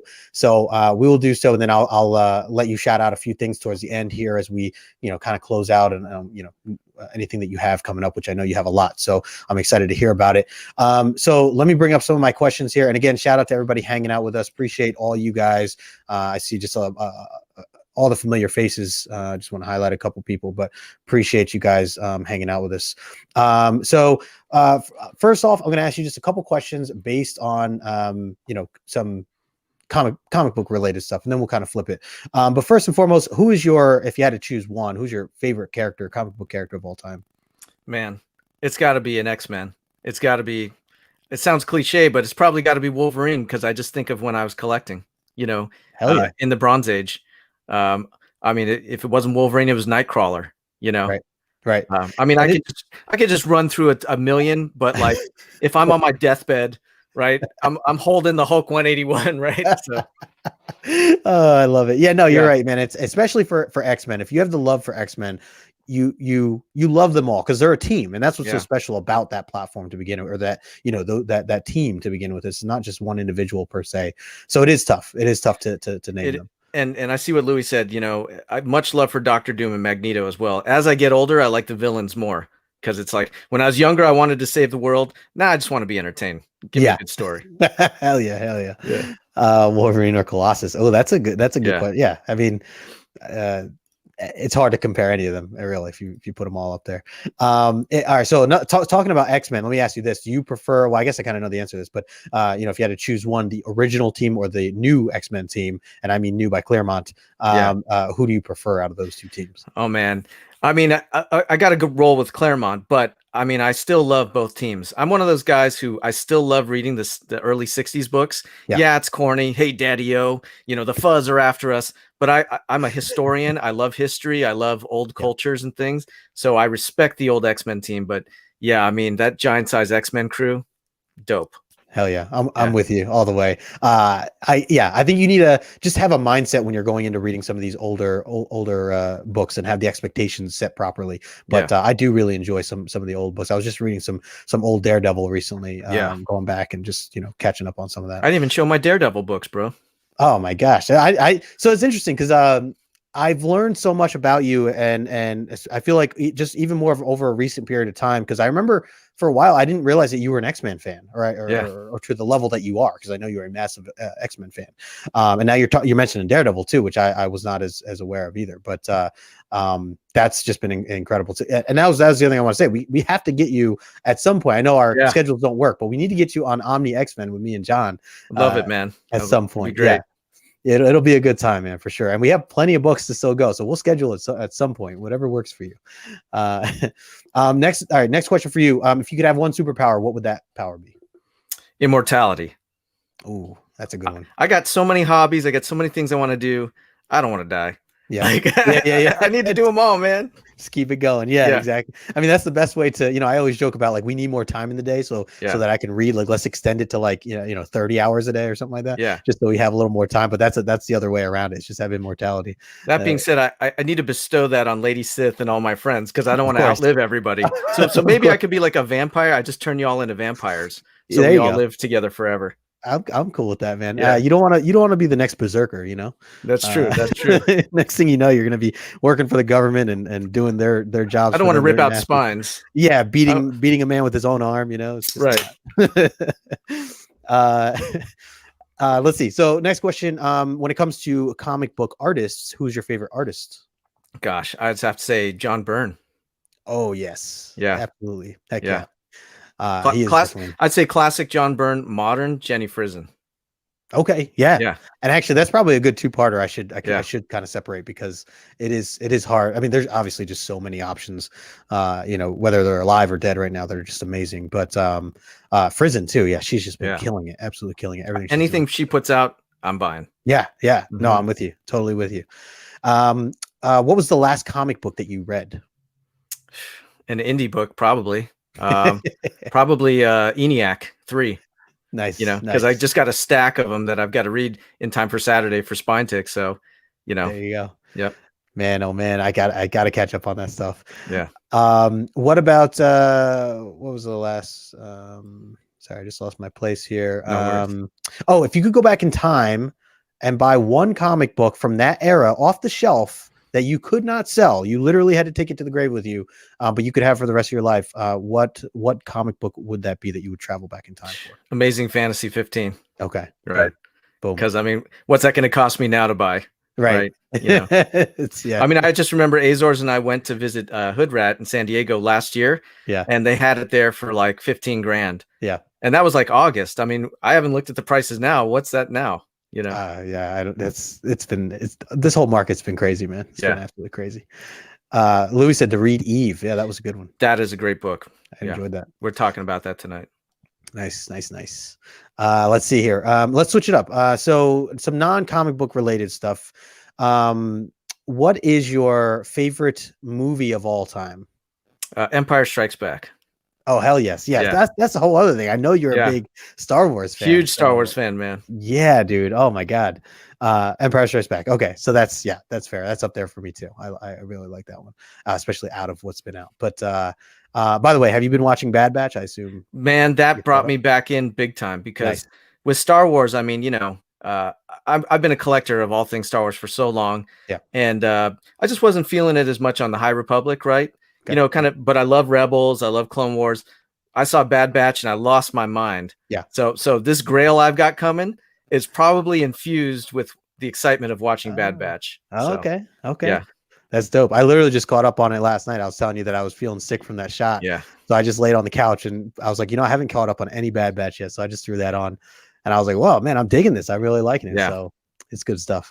Okay. What about, all right, let's talk a little bit about music. Cause I know that this, we can go into some detail here, but, sure. where, and I know the answer to this, but maybe the people don't. So what is your favorite genre of music? And then what is your favorite artist or group or band or whatever? Man, okay. I'm very moody with my music. Yeah. Okay. I'm First I'm of right all, there with you. I'm a musician. Yeah. So Okay. what I listen to affects what music I play, Mm. right? So it's very difficult. Like I like multiple genres of music. Yeah. That being said, during the pandemic, I wasn't playing any music at all. So you see my main man Easy E back there, right? Hmm. Because Easy E to me transcends, you know, music. I respect everything about Easy E being a businessman, a hustler, Yeah. right? Open to all opportunities, and he's my favorite rapper of all time. Yeah. So that being said, I love new wave music. I love indie and alternative music, and when I play music, that's the kind of music I play. Hmm. So if I listen to music like, like Duran Duran, The Cars, Depeche Mode, right? You'd be like, yo, Sith likes Easy E and he likes The Doors, The Yeah. Beatles. You know what I mean? I love it. So, I mean, it's kind of a complicated answer, I know. Yeah, no, but I mean, it's a big question. Obviously, it's very hard to narrow down Yeah. for certain, certain parts of that question. But coming from, you have this background in music and being able to play instruments and writing your own music. I feel like you have to, because I'm right there with you, and I know we've talked a little bit about this before, but I feel like you have to be open to all these genres just to Yeah. even have the understanding of what's possible. And what people before you have done and how they've paved the way, even if it's not your genre per se, because, modern day music now is pulling from that. They're taking, from even all the way back in classical days. I mean, I listen to a lot of heavy metal and people joke about like, what kind of music would Beethoven be making right now if he was alive? And a lot of people think that he'd be making metal music, Probably. that gothic, gothic stuff, yeah. And it's just like, so, all these different things tie into each other and they can also influence other genres. And that's also how new genres are kind of born, because people are just like creative and they're trying to, try, mashing 2 to 3 different vibes together and you get some really cool things. So I think that's really important. And I love just kind of how you laid that out. That's how hip hop country came about. Yeah, there you go. Yeah, I mean, dude, there's just so many different genres that are coming out nowadays, and artists, and obviously people just try new things. So I love it. The music industry is great, and I wanted to ask you too, and this is more on a personal level, is like, how long have you been in the music industry for? Are you currently also in it as well? I'm no longer in the formal music business. I see Lasso in the chat, right? Lasso worked at a radio station. Behind me, you see a gold record. I remember you guys talking about that. I most likely probably contacted his station to promote, that music over there. I mostly worked in the music business in the 90s. If you're familiar with the Capitol Records building, the famous, I worked there for a time. And then I went right into artist management, radio promotion.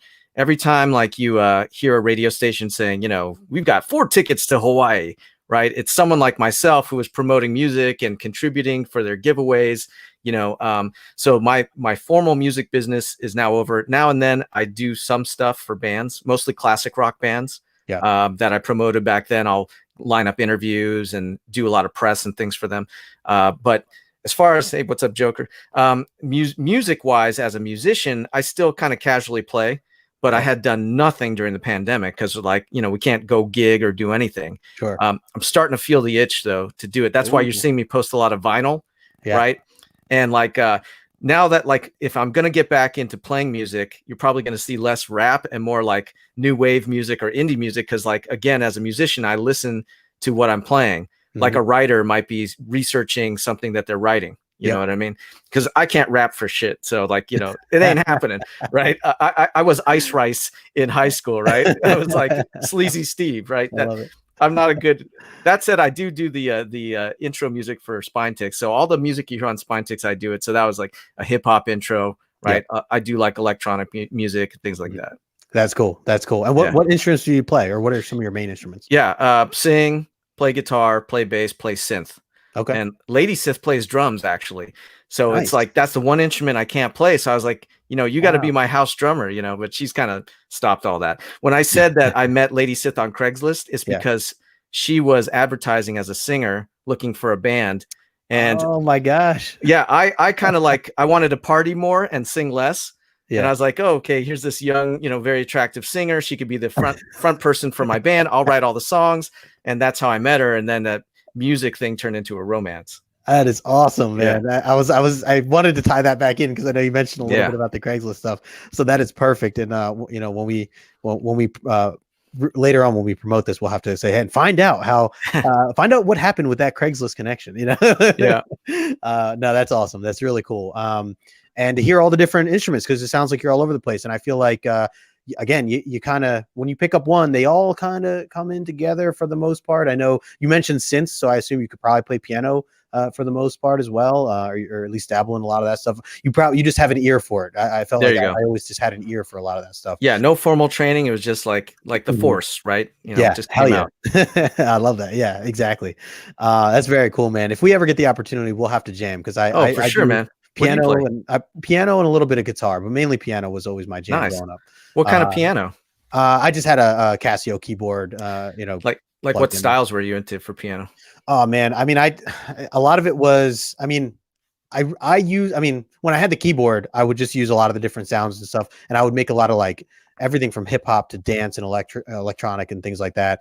I used to I attempted rapping at one point. Nice. I was a singer. I was really more into like the idea of singer songwriting stuff. Yeah. Where I didn't necessarily want to be the artist. I just wanted to be the writer and get all the royalties from, sell, I'll write the next, Justin Bieber song and then, sell it off to him, and I'll just, Smart. make money that way. Yeah. Like I always liked Neo. I was always really into Neo's career because of what he did before. I mean, he obviously is a blown up singer now, but he's also just a huge songwriter and does a lot of the behind the scenes with that kind of stuff. And also I remember in like an interview or something he was talking about, he's like, that's where all the money is like, if you can get your name on the credits for a lot of the writing, and half the stuff, at least at that time, half the stuff on the radio was between like him and Carrie Hilson and a couple other names that weren't necessarily big at that time. Even Carrie Hilson's not that big still, but but they were all doing all these written stuff for people, all these things you'd hear on the radio, and I'm sure you're well aware of that. Like a lot of it's written by the same couple people. Well, see, I like what you're saying, because you see that gold record back there.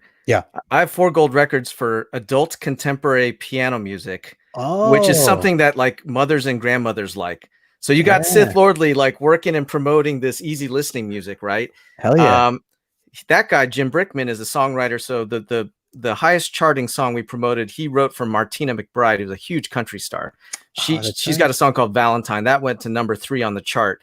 So I'm sure Lasso played that on his channel. Yeah. But I like what you're saying, because like me, I wasn't a big fan of easy listening piano music, but that was a business opportunity that came my way.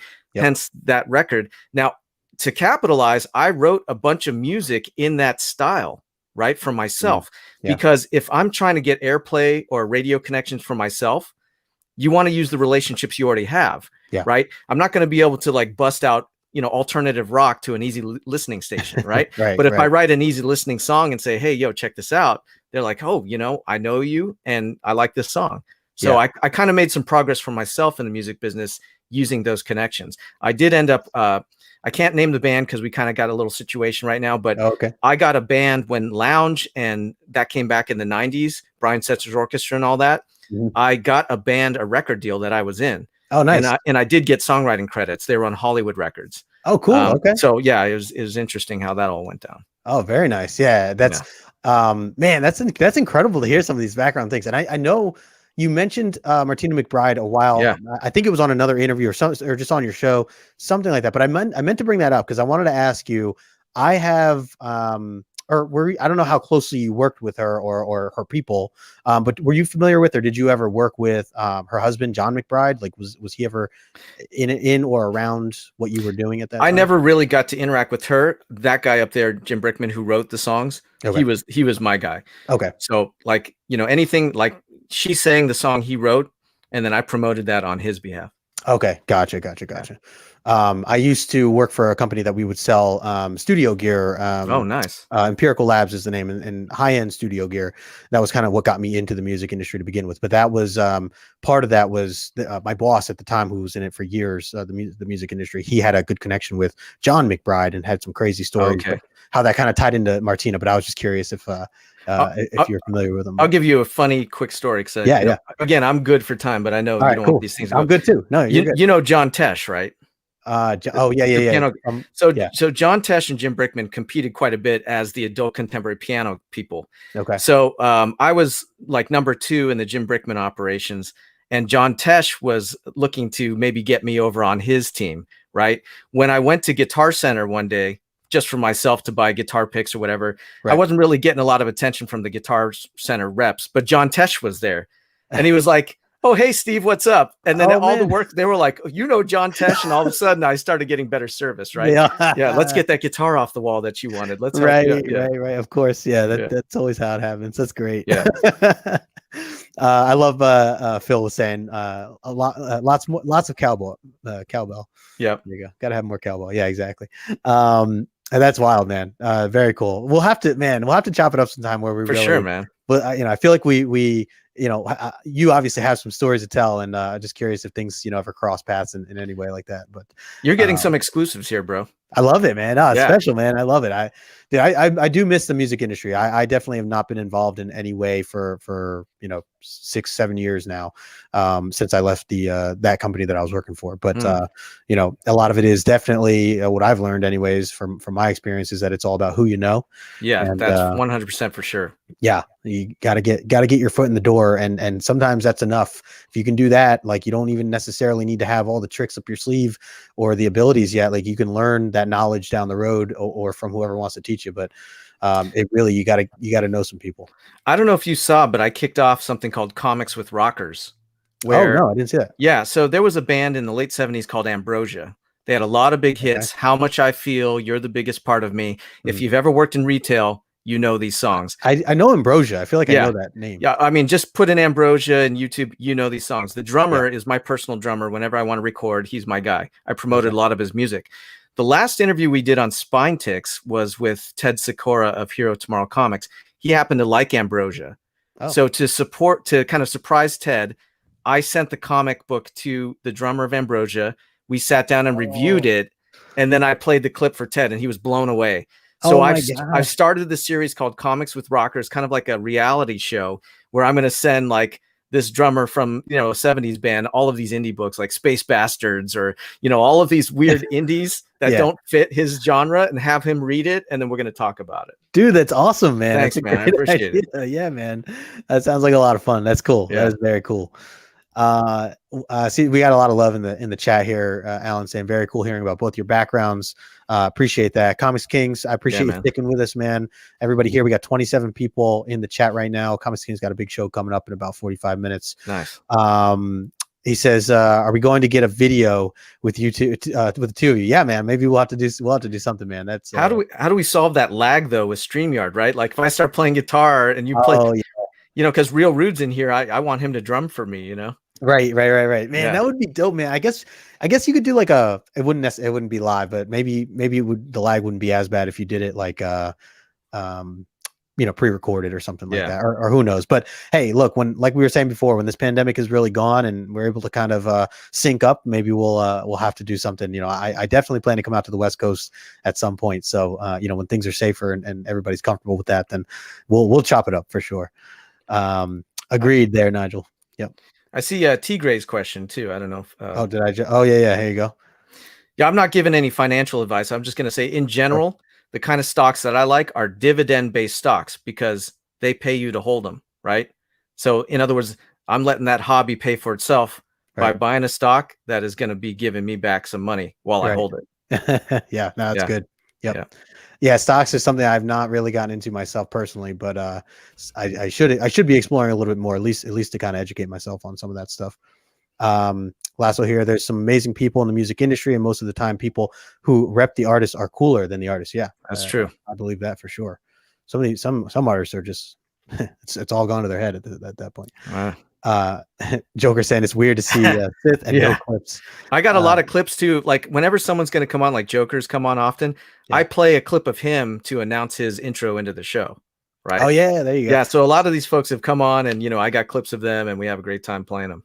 Dude, I'm telling you, I got to step up my clip game, man, because I started to put something together, but I have not had enough. I'm gonna since Joker brings that up, and we got to have a clip of something here since we got Sith here. So this is always a fun and funny moment here. So shout out to Morbius. Here you go. They want to just join that crowd and be part of that and say, yeah, you Peach Momoko, yeah, Peach Momoko.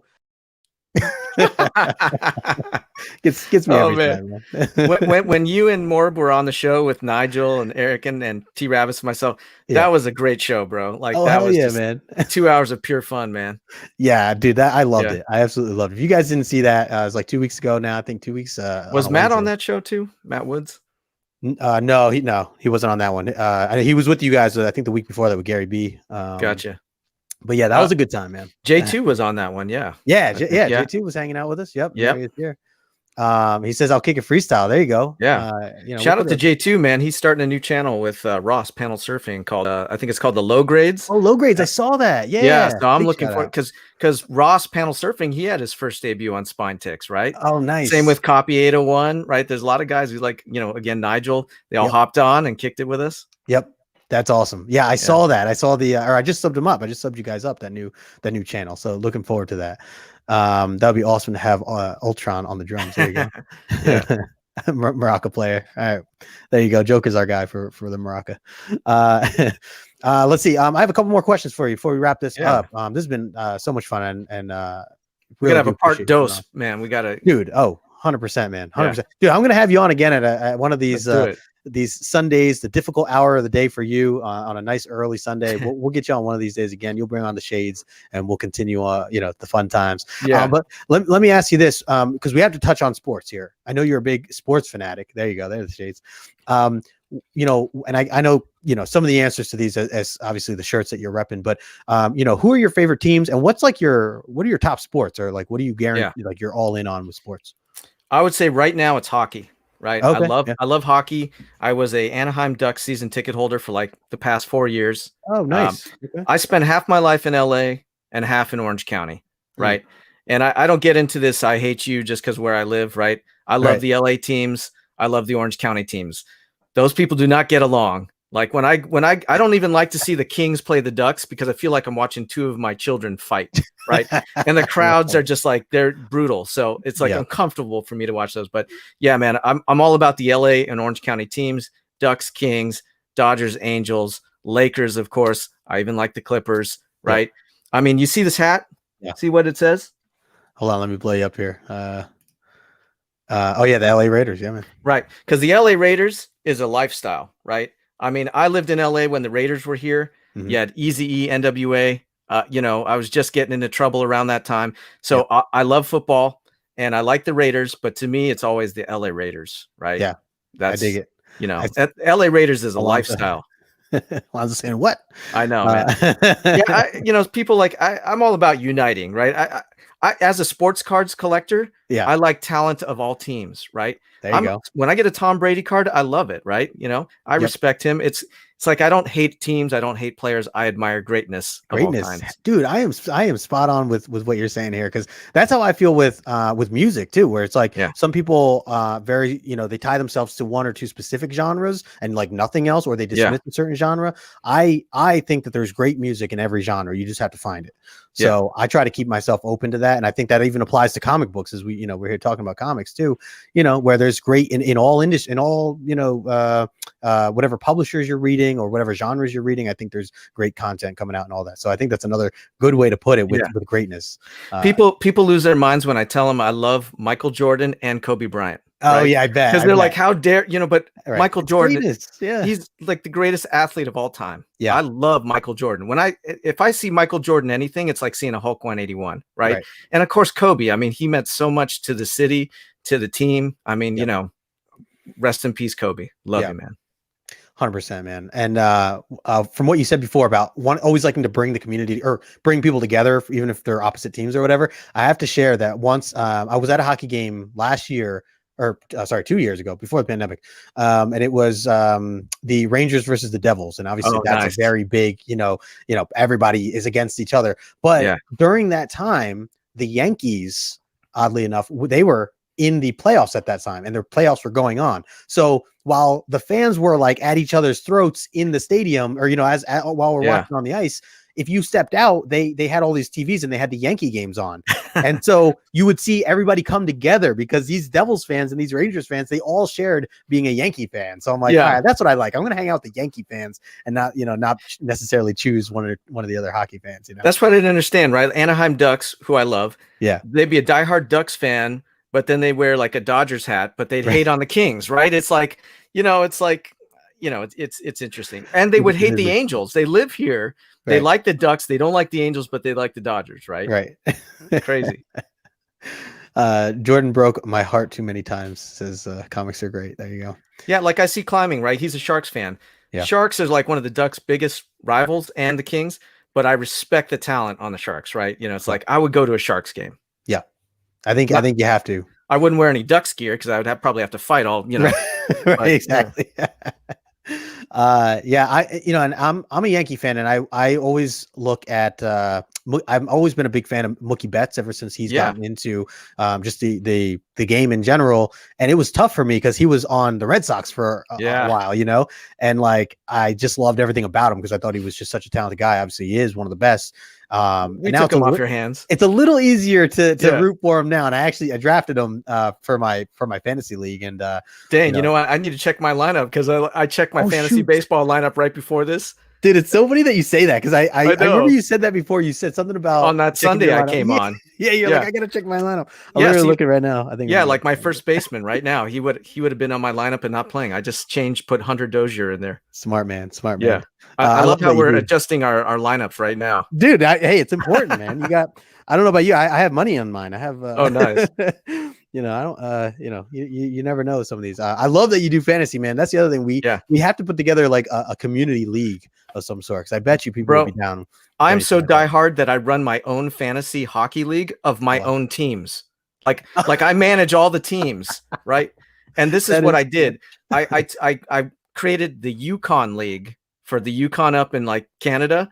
And I went into Wikipedia and I chose 6 small towns and what their industries are, like CarMax miners, Haynes traders. And I named the teams after like the local town and what goods they trade. So every week I've got to go and check 6 teams and adjust the lineups for my own hockey team. I love that. That's great. Do you do DFS? Do you do FanDuel or DraftKings or anything like that? I used to do that, man. I got sucked into that. And then, you start the night, you're up $100 and by the end of it, you win $10. And it was just kind of like, I was big into that like 2015 probably. Okay.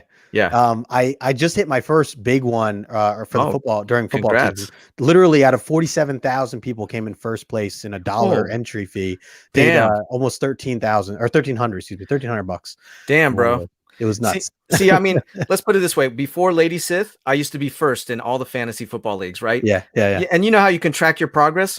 Once I started dating Lady Sith, I went to like 6th place, 8th place, 10th place, because now I'm out like enjoying things with her. Yeah, you're right. I'm not watching football 24/7, with the stat tracker up. And, as soon as a running back's injured, I'm picking up the backup and I'm holding him hostage against the person who had the injured running back. Exactly. Yeah, dude, it does require so much because if you think about it, if you're not doing that research, someone out there is. Right. And it's like, obviously there's luck involved too, but like it really, really helps to be able to be on top of a lot of this information. So it is tough. And I joke around and say when football season starts, you'll see like a decline in how often I post on Instagram because I'm like, and Sundays I disappear usually when football's on, I just like disappear. I don't know how that'll be this time around, but also if people invite me on shows and things like that, I have to consider like, well, what time of year is this football on? Well, I can't do Monday nights. I can't do Thursday nights. I can't do Sundays. Like I can. And then it becomes Saturday, right? Yeah, right. It's later in the season. Yep. Even when me and John's Comics with Kids were first putting together our idea for this Omni X-Men, he's like, what day works for you? And immediately I'm like, all right, well, it can't be a football day, even though we're not, even when the season's not around. I was like, it's got to be something else. So we, obviously we're on Tuesday, but like, it's something I consider for myself because it's part of my lifestyle with my girlfriend too. She's a big fan of all these sports. So that's the hard part about running Spine Ticks on Saturday night, man. I mean, there've been some games, right? And I need the chat to tell me who won. you know. Yep. So it's It's you got to true. make choices, bro. Yeah, exactly. Yeah. Ben saying Justin is slaying it on Divas. Ben is Nice. somebody I always take a screenshot if I'm winning or if I crush like a golf. Send I've it been to doing him. golf too. Yeah, I send him like a screenshot, like, dude, check out where I'm at right now. I'm like top 10 in this big thing. Nice. He's like, you're killing it, dude. So yeah, and Alonzo here. Oh, sorry, Alonzo saying too. He said, let's do it. The fantasy I'm football. That would down. be awesome, man. We'll put some. We'll get some ideas going. We'll get some names together, and that'll be a lot of fun. Dude, this has been awesome, man. I do have one more question for you. Sure. And because I always love talking about this topic, and a big shout out to, I don't know why I'm giving him a shout out right now, but I just always, when I think of food, I think of Steve. So Steve from Team Nerd Herd, love you, man. We always talk sushi talk. So man. So my question for you is, if you you and Lady Sith have the house to yourself, no plans otherwise, and it is dinner time, and you have any choice that you want to go to in terms of dinner, whether you're ordering out, you're cooking it yourself, or you're ordering in, what is your go-to meal for dinner on a Friday night? Like a fancy one, or and just like, what's the thing that comes to your head? And she says, what do you want to do for dinner tonight? We have no plans and we can do anything you want food wise. Sushi. Yeah. Okay. Boom. There you go. Now I'm part Japanese, right? So I'm very particular about my sushi. We've got an authentic Japanese run restaurant that opened up, and we supported the hell out of them during the pandemic. And Lady Sith is she's spending my money over there, you know what I mean? So it's definitely sushi, bro. I love it, man. Get that wasabi, and oh yeah, hell yeah, absolutely, man. I love that Steve's hanging out here. He says, I'm here, let's hear it, man. Yep. Comics Kings too, he's been posting some food shots lately. I know Raging Cajun, he tags me in some sushi shots once in a while on Instagram. We have a good time with it. But yeah, man, sushi all the way for sure. Great choice. Yep. Alonzo's asking where at. He says he needs a name. Orange County, bro. There you go. Yeah. I gotta ask Lady Sith, because I send her out for the food. In fact, it's kind of funny because Lady Sith, like, we have different roles. Yeah. She goes and gets the food. She's at Disneyland today because they just opened up. Oh, nice. So I'm almost like an invalid when it comes to getting my food. I'm like, I gotta go get my food today. You know what I mean? But then I pick up all the dog poop, and I do, like, we all have our roles. So sure. Yeah. Balances out. That's funny, man. And very cool that she's over at Disney right now, man. I miss those days. I can't wait to be able to get back to going to Disney World, Disneyland, wherever I can go, because I love Disney, man. It's so much fun. Come out, man. Hang out with Spine Ticks, Team Nerd Herd. Yeah, man. We'll get all the Cali peeps together. J2, everybody come to California. Come to WonderCon, man. Come out to imagine the comic community coming to WonderCon, and we'll hang out at Disneyland, downtown Disney. Let's roll deep, man. Dude, absolutely, man. I have to ask you, do you go to or have you ever gone, or do you go to Vegas at all without the pandemic and everything? Yeah, I was last there about like 2 years ago. I'm not like a big gambling guy. Okay. Right. In fact, when Lady Sith and her family go to the casino, I watch all the dogs, all the family dogs. Okay. But yeah, like I've rolled out to, I was just there a few years back. Oh yeah. Okay. Yeah. I was just curious because that's the other thing. Steve and I talk about, like, planning out. If I go to the West Coast, I'll meet you there. Yeah. Sometimes my trips are more Vegas focused than anything else. Bro, we'll hit up the LCS. Azores is down for a road trip, man. Azores now. We'll roll out to wherever. I love it. And Sheena in the chat here, she's in Vegas. I know you're in Vegas. Oh my gosh, man, we got to meet up there then. Yep, that's the place right there. Everybody loving it. He says that sounds like a certified play, Brother Sith. Yeah, man, for sure. Las Vegas Comic-Con. There you go. I'm down, man. That would be dope. That would definitely be dope. There you go. Torpedo too. Yeah, they have torpedoes over in Vegas. I actually, that was LCS I went to the last time I was there 2 years ago, just to check it out. But anyways, yeah, man, this has been fun, man. I feel like we could talk forever, man. I love hearing all the different stories. I appreciate you sharing all this stuff. As you said, some of this stuff's exclusive. I love it.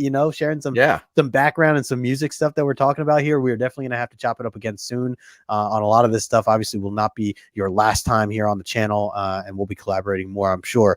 But I do want to thank you, man, for taking the time to be here to hang out with me today. I love that we're able to do this finally. And luckily, my COVID shot had nothing to do with me being, or I was able to do the show. You didn't have to do it on your own. Running my own show on your channel. Here, I'm just gonna. This is my origin story. What's there up? You go. But I appreciate you, man. I really do, and everything that you're doing, Spine Ticks crew, and everything for the community. So keep doing what you're doing, man. Appreciate that. Absolutely.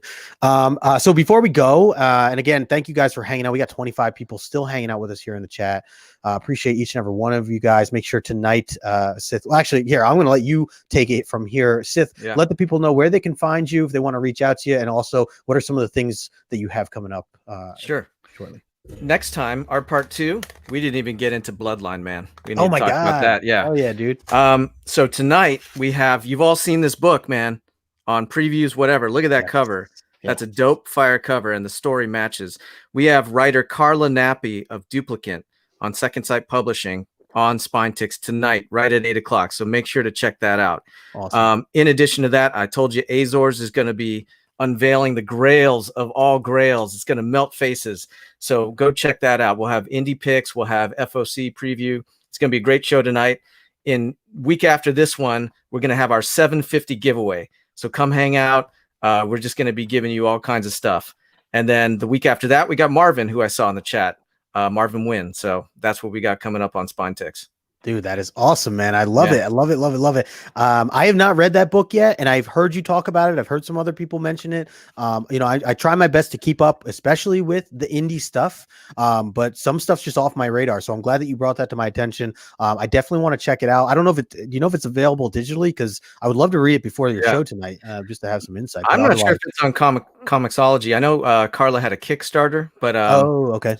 Yeah, it's a great book, man. I mean, the premise is like, you get into like medical debt. It's very like involved with the pandemic, kind of an alternate timeline, if you will, and the ramifications of being in that situation. So, and I've seen Carla on other shows. I've booked her on a few other shows. So she's a great guest. Yeah, very cool. Very cool. Well, I'm looking forward to checking that out tonight. As all your shows that you guys are doing, I may not always be able to stay up the latest to hang out with you guys, but if not, I always catch the replays, and I recommend anybody to do the same if you're on a time constraint. But it's always a good time, man. Always a good time. Always a good laugh with you guys. Whether you're able to catch it live or you're watching the replay, I always get great entertainment and a lot of knowledge thrown my way. So appreciate it, man. Thanks so much for having me, and huge shout out to the chat. The chat's been awesome, right? They've just been a partner with us here on the show. I love everybody in the chat. Justin, you've been awesome, bro. So glad I finally got here before Roger, who's been asking you, when can I get on the show? So, shout out to Roger. Shout out to Roger, and he's next week, man. He's gonna be on next week. Okay, all right. Or we'll see, anyways. No, I'm just kidding. Yeah, he's it's so funny, man. I love hearing that. Yeah, no, dude, I appreciate the kind words, and I agree with the chat, man. You guys all have been incredible. Still hanging out. We got 24 people with us right now. A lot of familiar faces, but if you're not already, subbed up to Spine-Tix and Sithlordly, make sure you do so. Find Sith over on Instagram. If you're watching this replay, appreciate you right now, you watching this replay. They're like, oh, me, how's he know?